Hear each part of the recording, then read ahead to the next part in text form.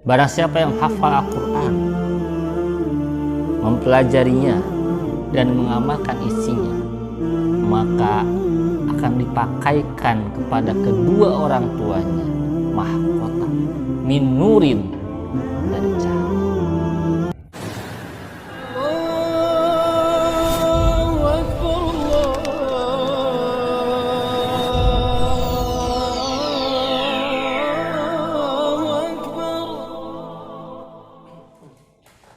Innal hamdalillah nahmaduhu wa nasta'inuhu wa nastaghfiruh wa na'udzu billahi min syururi anfusina wa min sayyiati a'malina. May yahdihillahu fala mudilla lahu wa may yudlil fala hadiyalah. Asyhadu an la ilaha illallah wahdahu la syarikalah wa asyhadu anna Muhammadan abduhu wa rasuluhu alladzi la nabiyya ba'dah, amma ba'd. Rasulullah sallallahu alaihi wasallam pernah bersabda, "Man qara'a Qur'an wa ta'allama wa 'amila bihi ulbasu walidahu yaumal qiyamah tajan min nurin." Barang siapa yang hafal Al-Quran, mempelajarinya, dan mengamalkan isinya, maka akan dipakaikan kepada kedua orang tuanya mahkota min nurin, dari cahaya. Hadirin ikhwati iman rahimakumullah. Hadis ini memberikan inspirasi bagi kita semua. Baik kita sebagai anak dari orang tua kita maupun sebagai orang tua dari anak-anak kita. Kita sebagai anak tentu ingin memberikan yang terbaik kepada kedua orang tua kita. Salah satunya adalah kita mengharapkan suatu saat nanti kita bisa memberikan mahkota kemuliaan kepada kedua orang tua kita. Salah satu caranya adalah dengan menjadi penghafal Al-Quran. Memang banyak tantangan, banyak kesulitan. Tapi kalau kita ada keinginan, ada tekad yang kuat, insya Allah manjada wajada. Hadirin ikhwati iman rahimakumullah. Namun tentu ucapan tidak semudah perbuatan. Banyak di kalangan kita mungkin yang sudah berusia, banyak alasan kita tidak mampu menghafal Al-Quran, baik itu usia, kesibukan, maupun yang lainnya. Tapi tenang, kita masih punya harapan. Apa? Kita melihat posisi kita sebagai orang tua, yang mana kita punya anak-anak. Dan hadis tadi memberikan inspirasi, memberikan motivasi buat kita semua, bagaimana supaya kita sebagai orang tua punya niatan, punya tekad yang kuat untuk menjadikan anak-anak kita sebagai penghafal Al-Quran, yang memahami Al-Quran, dan tentu orang-orang yang akan mengamalkan isi kandung Al-Quran dan mengajarkannya. Dan ini adalah hal yang alhamdulillah saat ini sedang saya ikhtiarkan, menjadikan anak-anak saya sebagai penghafal Al-Quran. Maka dalam kesempatan kali ini saya akan memberikan sedikit kiat-kiat bagaimana cara kita sebagai orang tua mendidik anak-anak kita sebagai penghafal Al-Quran. Ada beberapa hal yang mesti kita perhatikan kalau kita ingin menjadikan anak kita sebagai ahlul Quran. Pertama, hindarkan atau jauhkan dari hal-hal yang dapat mengganggu kekhusyuan dalam menghafal. Langkah pertama ini sebetulnya bisa kita awali dari anak kita sejak masih dini. Misalkan ketika masih dalam kandungan, ketika baru lahir, masih bayi, dan masih anak-anak. Apa yang bisa kita lakukan? Jauhkan hal-hal yang dapat mengganggu hafalan anak-anak kita. Misalkan, jauhkan dari hal-hal yang tidak ada hubungannya dengan Al-Quran. Misal musik-musik, lagu-lagu, dan sebagainya. Tentu kalau dipilih atau dikasih tawaran, anak-anak suka lagu atau Al-Quran, hampir rata-rata menyukai lagu, apalagi lagu anak-anak. Maka kesukaan-kesukaan yang lain selain Al-Quran hendaklah kita dihindarkan kalau memang itu tidak ada kaitannya dengan Al-Quran. Jadi coba dihilangkan hal-hal yang sekiranya dapat mengganggu konsentrasi anak kita dari menghafal Al-Quran. Yang kedua adalah kita mengarahkan, memberikan solusi, memberikan fokus yang baru untuk mengalihkan perhatian anak kita dari yang hal sebetulnya yang dia sukai kepada Al-Quran. Jadi kalau langkah pertama tadi kita hilangkan gangguan-gangguan dari Al-Quran, yang kedua adalah kita memberikan solusi apa yang kita tawarkan kepada anak kita supaya anak kita mempunyai semangat kecintaan kepada Al-Quran. hal yang saya lakukan dalam tahapan kedua ini adalah saya memberikan tontonan berupa murotal animasi kepada anak saya. Jadi kan kalau anak-anak itu suka terhadap film kartun, film-film animasi. Nah, kesukaan itu tidak saya hilangkan, tapi diarahkan. Jadi gambarnya gambar film kartun, tapi isinya saya isi dengan murotal Al-Quran. Dan ternyata alhamdulillah, dari mulai juz 30, 29, terus juz 1 sampai terakhir juz 22, 21 itu dibuatkan murotal seperti itu.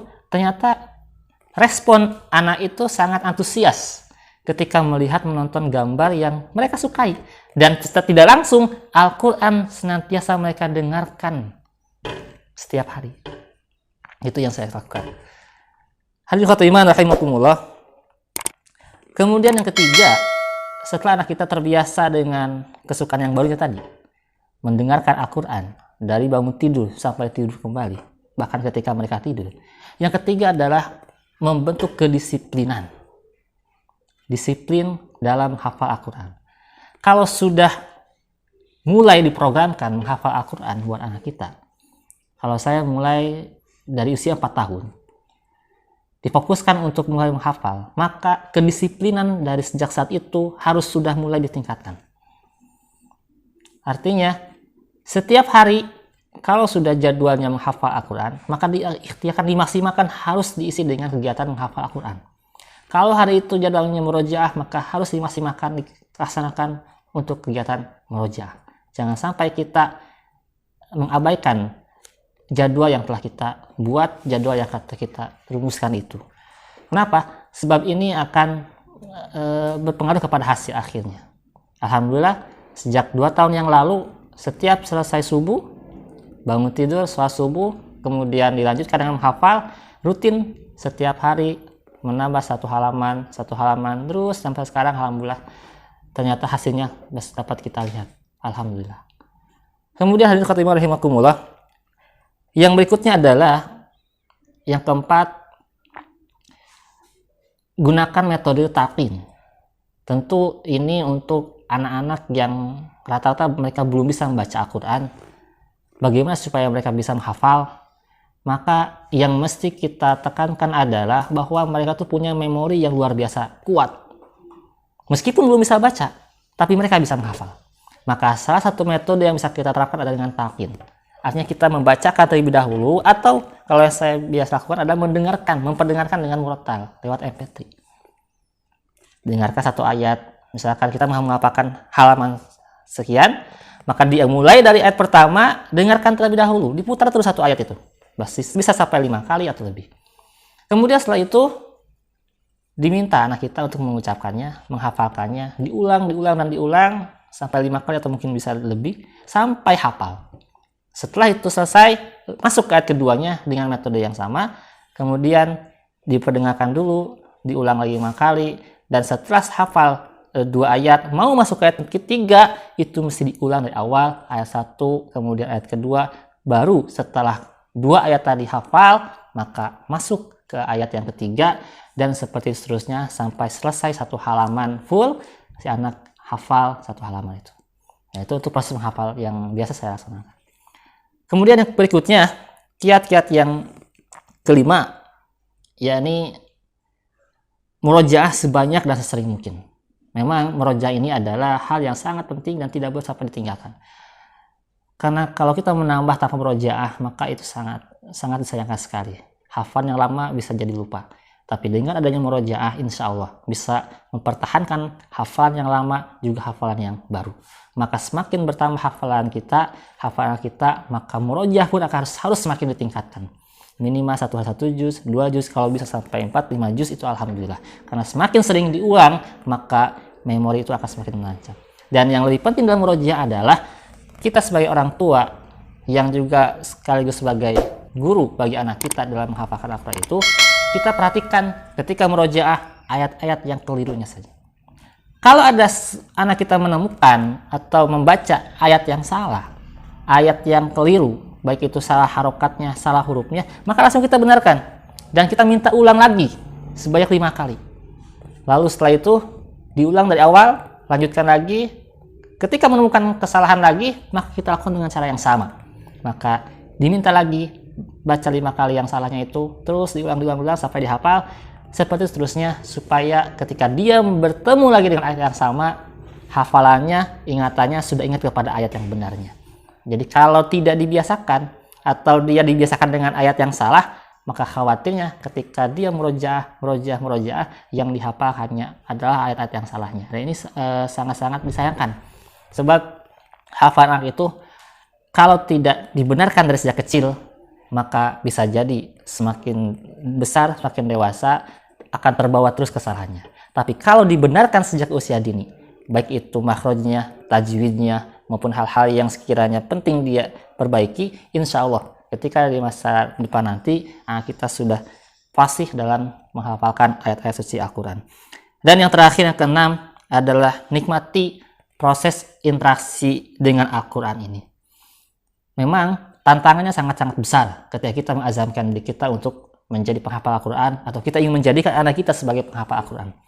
Banyak tantangannya, baik dari diri anak kita, dari diri kita sendiri, adanya malas, adanya gangguan-gangguan yang lain, kesibukan yang lain, memang sangat banyak tantangannya. Tapi yakin bahwa kita sedang menghafalkan ayat Al-Quran, dan ini adalah bentuk ibadah kita kepada Allah Subhanahu wa Ta'ala, yang mana kita semua telah paham bagaimana fadilah menghafal Al-Quran, fadilah membaca Al-Quran yang luar biasa pahalanya di sisi Allah Subhanahu wa Ta'ala. Maka ketika ada gangguan, godaan, hal-hal yang bisiki hati kita, hal-hal yang membuat hati kita menjadi lemah, yang hal-hal yang membuat kita menjadi putus asa sebagainya, maka kembalikan lagi niatan kita, bahwa niat kita harus ikhlas karena Allah, ingin mendapatkan keridhaan Allah Subhanahu wa Ta'ala. Maka semakin besar godaan itu, harus semakin kuat lagi niat kita, semakin tingkatkan lagi azam kita untuk menjadi ahlul Quran, menjadi penghafal Al-Quran, pengamal Al-Quran.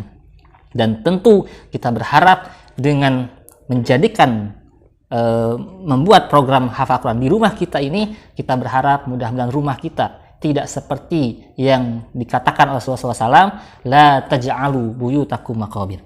Jangan menjadikan rumah kalian seperti kuburan. Apa maksudnya? Rumah yang seperti kuburan adalah rumah yang tidak pernah dibacakan Al-Quran di dalamnya, tidak pernah dilaksanakan sholat di dalamnya. Maka insya Allah ketika kita menerapkan pola, kita membuat program di rumah kita, program hafal, insya Allah rumah kita tidak akan menjadi seperti kuburan. Karena apa? Karena setiap hari yang diperdengarkan kepada anak kita, yang dibaca anak kita, dibaca oleh kita, ayahnya, ibunya, anak-anaknya, semua baca Al-Quran, semua menghafal Al-Quran, maka rumah itu menjadi rumah yang diberkahi oleh Allah Subhanahu wa Ta'ala. Dan inilah yang kita harapkan, yang kita inginkan. Sebab apa artinya kalau rumah kita seperti kuburan, rumah yang sepi dari Al-Quran, tentu tidak akan diberkahi Subhanahu wa Ta'ala. Tapi dengan adanya program ini, insya Allah rumah kita akan menjadi rumah yang diberkahi oleh Subhanahu wa Ta'ala. Hadirin iman rahimakumullah. Maka dengan adanya program menghafal di rumah kita, kita berharap seperti halnya janji Rasulullah SAW tadi, bahwa kita akan memberikan mahkota kemuliaan kepada orang tua kita, atau anak kita akan memberikan mahkota kemuliaan kepada kita kelak. Maka inilah yang kita harapkan senantiasa. Kita berusaha semaksimal mungkin lalui tantangan-tantangan yang ada, dan kita berdoa kepada Subhanahu wa Ta'ala, mudah-mudahan dimudahkan menjadi Ahlul Quran, dimudahkan menghafal Al-Quran, dimudahkan menjadi orang yang paham, mengamalkan, dan juga mengajarkan isi kandungan Al-Quran.